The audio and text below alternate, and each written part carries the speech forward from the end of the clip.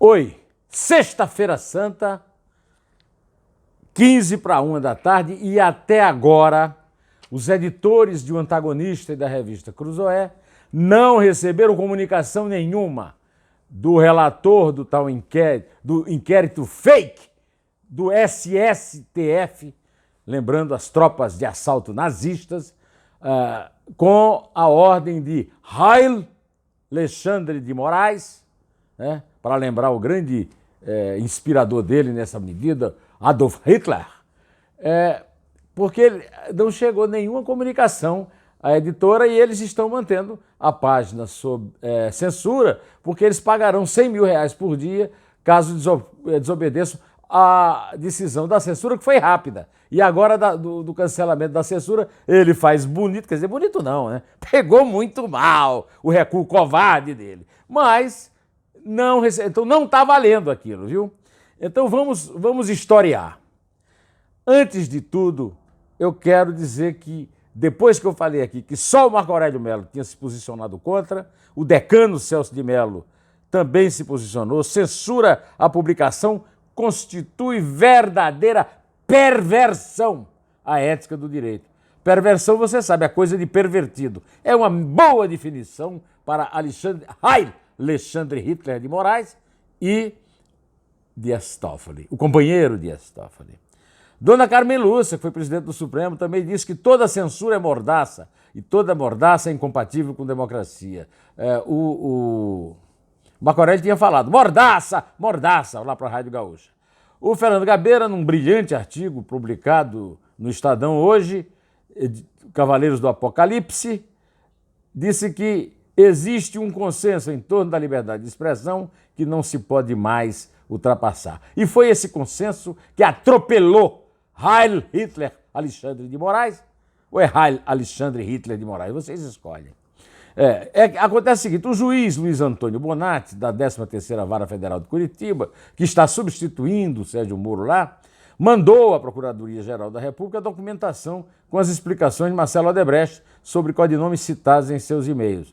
Segundo Heil Alexandre Hitler de Moraes, comprovou-se que o documento sigiloso citado na matéria realmente existe, apesar de não corresponder à verdade o fato de que teria sido enviado anteriormente à PGR para investigação. É um cínico. Ele está dizendo que censurou a revista porque a revista mentiu quando disse que estava na PGR. Ora, essa é muito boa. Agora, é o seguinte, não existe outra coisa que não seja o amigo do meu pai nas redes sociais. O tiro saiu pela culatra, foi direto para o pé desses dois senhores censores. Bom, eu quero dizer o seguinte, no dia 3 de outubro de 2016, o Jornal da Tarde publicou uma reportagem no qual eu trabalhava, e eu resgatei aqui, eu resgatei uma reportagem do Jornal da Tarde em 2016, né, quando o referido senhor relator foi nomeado ministro Michel Temer por indicação do tucano Geraldo Alckmin. Ao longo dos anos em que a Transcooper, uma cooperativa de peroeiros de São Paulo, ligada, segundo a polícia, que ele comandou como secretário de Segurança, ela teve como advogado o senhor Alexandre de Moraes, que foi supersecretário da gestão de Gilberto Kassab na prefeitura. Ele concentrava o comando de duas importantes secretarias, dos transportes e de serviço, responsáveis por executar os bilionários contratos de varrição de ruas e avenidas da cidade e além disso, a presidência da SP-Trans, do CET e do Serviço Funerário.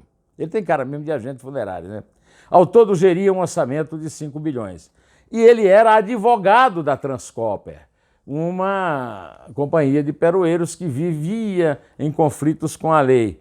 Você pode me dizer, mas a Transcooper podia ter seu advogado, né? Não o supersecretário, não o secretário da Segurança Pública, não o secretário da Justiça, não o ministro da Justiça, não o indicado por Michel Temer, prestes a ser preso a qualquer momento, para o Supremo Tribunal Federal. O ministro também se enrolou quando ele ainda já era ministro da Justiça, quando deu declarações sobre a prisão do ex-prefeito de Ribeirão Preto. Ele foi participar de uma campanha eleitoral em Ribeirão Preto e deu notícia que o Palocci seria preso um dia antes. O Temer, com aquela moral toda, chegou a convocá-lo para dar explicações a respeito disso e pegou muito mal, né? Ele apareceu numa campanha eleitoral contando a prisão do Palocci, né? É isso aí. Bom, enquanto isso eu quero lhe dizer o seguinte, a censura continua de pé e, sobretudo, o infame decreto fake das fake news, né? Bom, aí aparece... Ontem eu peguei aqui o pai dos burros. Pai dos burros é o apelido que se dá lá em Campina Grande, terra da Isabel, aos dicionários. E eu li o dicionário do Aurélio mostrando para o senhor Toffoli que a censura pode ser prévia ou pode ser posterior. Está na definição. Censurar é proibir. Não interessa se é antes de ser publicado ou depois. É simplesmente proibir. Está no... Mas ele não me obedeceu, não viu, e aí continuou. Não existe censura quando a decisão é a posteriori. Onde é que ele achou isso? Que tipo de literatura que cigarro esse cara está fumando? Ou melhor, né? Que uísque ele está bebendo, né? Quando é a posteriori, não existe censura. Isso aqui só pode ser fruto de embriaguez, né? No mínimo de embriaguez de poder, né? E o poder de cautela é inerente ao poder judiciário. Não há mordaça, não há. Rapaz, depois de tudo que aconteceu no Brasil, o sujeito continua. E ele disse, a senhora Mônica Bernam, sempre uma jornalista atenta às coisas que o PT fala, né? Ela disse, e é uma obrigação dela, né? Às vezes é necessário ser um cordeiro imolado para fazer o bem. É bem pascual essa declaração dele. Agora, se comparar com o Cordeiro da Páscoa e com o nosso Senhor Jesus Cristo, é próprio da presunção dele, né? Estou me expondo do ponto de vista da minha imagem pessoal. Seria melhor entendido quando as apurações forem concluídas. Por favor, doutor Toffoli, não abusa da nossa paciência. Eu volto aqui a aplaudir todos aqueles que o reprovaram nos 2 concursos para juiz.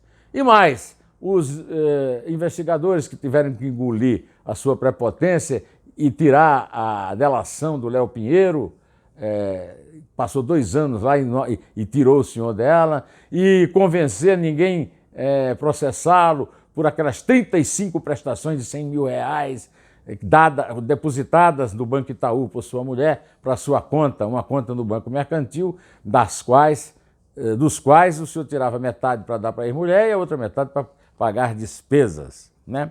Pois é, o senhor anda bastante encalacrado para ficar falando aqui que é um cordeiro imolado, né? Esse cordeiro... Então eu quero aqui aproveitar para ler o tweet do meu compadre José Roberto Guzzo. Caro Neumann, escreveu Guzzo, retirada sórdida, covarde, humilhante, sem um fiapo de argumento, sem um átomo de ideia, criaturas do pântano ou coisa mais baixa. Ah, como você estava certo, compadre, quando calou a boca daquele mentecapto do Marco Aurélio. Não, eu não confio no STF. Ainda falta o infame inquérito fake. Pois bem, e ainda mais, eu já falei aqui para vocês que o Toffoli desobedece ao conceito antigo do direito em que o juiz se recusa a julgar casos que ele tem envolvimento com o réu. Ele não se recusa. O Ricardo Lewandowski liberou uma entrevista do Lula, que é um preso comum, que tem que ter privado de liberdade, ele está privado também de se pronunciar, e que foi derrubada pelo Fux. Agora, o próprio Toffoli, como presidente do Supremo, agindo como ainda advogado-geral do Lula, agora nós vamos dizer que, além de presidente do Supremo, ele é advogado-geral do Lula. Ele liberou, em nome agora também é o seguinte, que não pode mais ter censura também, né? Os advogados do Lula pediram o cancelamento da decisão do Fux e ele, como vingança, certamente, ele é uma pessoa desse nível, né? Concedeu, né? Olha, deixa o Lula falar. Agora, eu queria saber se o Augusto Nunes, se o Guzzo pedisse entrevista, se o Lula dava. Veja que para quem ele está dando entrevista e acompanha a repetição da narrativa de sempre, porque é mentirosa. Lula é ladrão, condenado 2 vezes. e em segunda instância. Por isso que está vivendo o bem bom e atrapalhando o trabalho do Departamento de Polícia Federal do Paraná, lá em Curitiba. Então deixa ele dar entrevista. Quem quiser ler, leia. Quem não quiser, não leia. Não vai fazer falta nenhuma, nem vai produzir nada de histórico no Brasil, né? Antes de concluir, eu vou contar para vocês que eu acabo de ler que o governo voltou a estudar a privatização dos Correios. A venda da estatal chegou a ser considerada pelo presidente Jair Bolsonaro durante a campanha eleitoral, mas perdeu força após o início do governo, diante das resistências da ala política, né? Eu quero lembrar a vocês que o Correio sempre foi um modelo de administração estatal. Mas sob o PT, ela foi completamente aparelhado, o Correio perdeu completamente a sua capacidade de entregar suas encomendas, e o que o governo pode... Eu já soube que melhorou. Quem me testemunham isso são a minha amiga Jaqueline Nascimento, que mora nos Estados Unidos, e a deputada Joyce Hasselmann, que pode até ser considerada suspeita porque é do PSL, mas não mentiria para mim. Agora, privatiza, faz bem privatizar em geral e será ótimo. Entrega de encomenda é um assunto realmente para ser administrado pela iniciativa privada. Privatiza, ó. Eu quero deixar um abraço para duas pessoas com quem eu cruzei hoje. Uma é o Mauro Meneghelli, e o outro é o professor de português Nelson Dutra, que anda muito, como eu, muito impressionado com as ofensas e os insultos que a língua portuguesa, mais do que todos nós, anda recebendo nesse universo patético da estupidez que tem sido os nossos tempos modernos, como fala o Edilson Martins, indigenista e ecologista, jornalista e documentarista, que é o meu entrevistado da semana no blog do Neumann e do Estadão. Bom, direto ao assunto, em té, e só a verdade nos salvará.